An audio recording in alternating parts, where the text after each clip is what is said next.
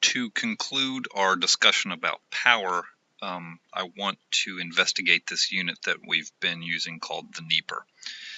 And where that appears in our discussion of electromagnetics is in the complex propagation constant, which you'll recall has two portions, the attenuation constant and the phase constant or wave number.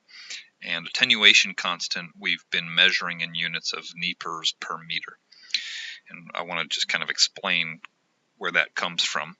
In a system, any sort of system, communication system, filter, what have you, when a subsystem is inserted, you have an input port typically, and you have an output port. And we can measure the relationship between the input power in watts and the output power in watts using what's called the gain. And for power gain, it's just real simply that the output power is equal to the gain in watts the gain times the power in watts. Very often we'll convert this over into a decibel form, where the gain in dB instead of the power gain is just equal to 10 log of P out over P in. And if you do that, you'll just remember that we add the gain in decibels instead of multiplying. And that's the utility, is that we can just add successive stages together and we will get the total output power. For our purposes, instead of using P out over P in, we'd rather have this in terms of the voltage. So you'll recall from previous classes that this is equal to 20 log of V out over V in. So we're going to use this voltage formulation of it.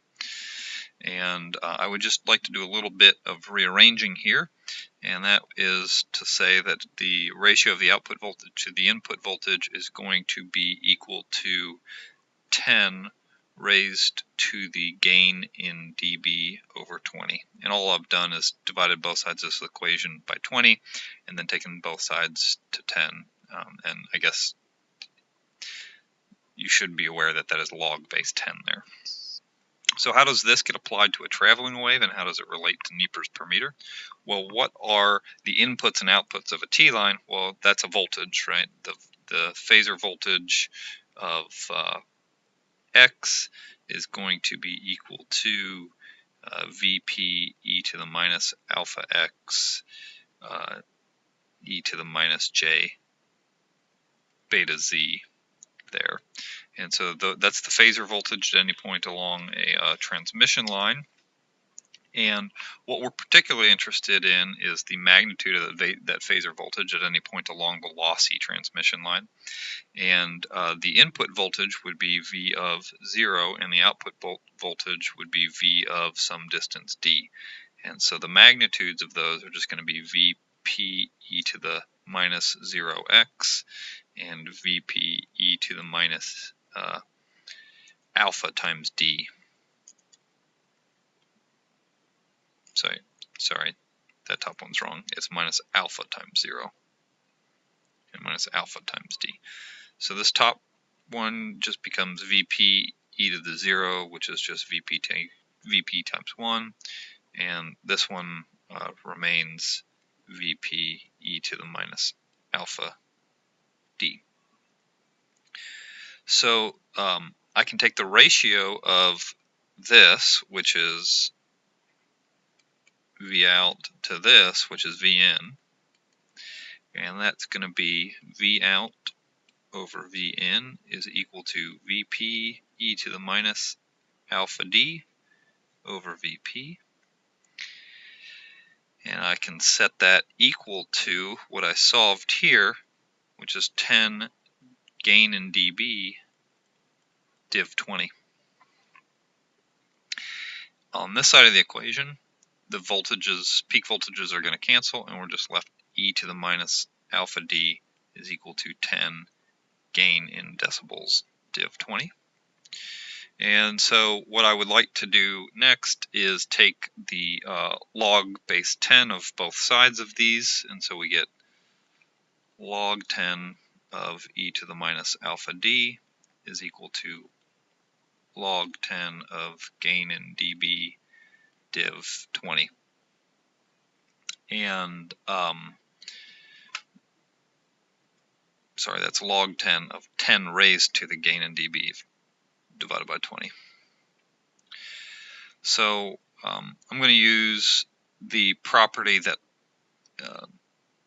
the ln, the log of x to the n is just equal to n log of x on the left hand side here. So that's just going to say minus alpha d log 10 of the natural number e.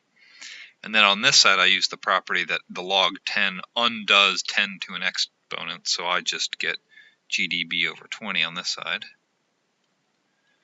And that allows me to solve for gain in dB. It's equal to minus 20 times alpha times d times log 10 of e. Now, log 10 of e is an actual number. It's 20 log 10 of e is an actual number. It's 8.686, so this reduces down to g dB is equal to minus alpha d times 8.686. And so what is this saying? Well, to me it makes a little bit more sense if we design or divide gain in decibels by the length of the transmission line d, and then realize that the attenuation constant means that that there's a minus attenuation constant just means that there's attenuation. So if we just accept that the gain in dB here is going to be an attenuation, we can just do a sign flip real quickly. So remember that this side now is going to be dB per meters, and alpha we called it in Niepers per meter. And so this 8.686, if we multiply whatever our attenuation is in Niepers per meter by 8.686, we get our attenuation in dB per meter. So it's a different unit, but it really is an attenuation per length factor that is very similar to a decibel. It's just a little bit different.